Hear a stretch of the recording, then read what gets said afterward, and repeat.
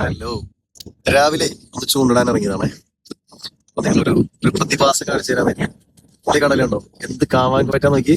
സൂപ്പറല്ലേ? നിങ്ങൾ തങ്ങളെ നോക്കിയേ. അത് കണ്ടോ, ഇത് ചെറുതാ.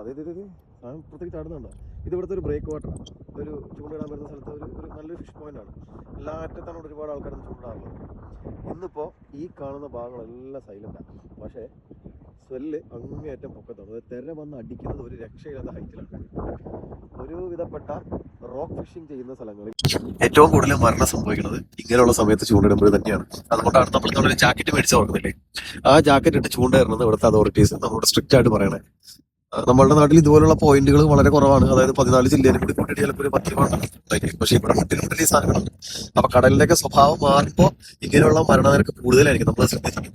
ഇപ്പൊ ഈ കഴിഞ്ഞ ആഴ്ചയിലാണ് ന്യൂസിലൻഡിൽ 2 വർഷം മുന്നേ ഒരു സഹോദരൻ വെള്ളത്തിൽ പോയത് ഇതുപോലെ ഫിഷിംഗ് ആയിരുന്നു.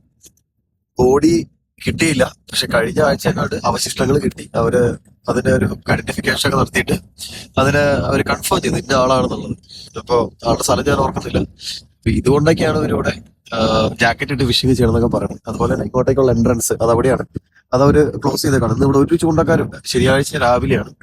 ഇഷ്ടം പോലെ ചൂണ്ടക്കാരുണ്ടാവേണ്ട ഒരു ദിവസമാണ്. പക്ഷെ ഒരെണ്ണത്തിന് ഇവിടെ അടുപ്പിച്ചിട്ടില്ല. കടല് ഭയങ്കര റഫാണ്.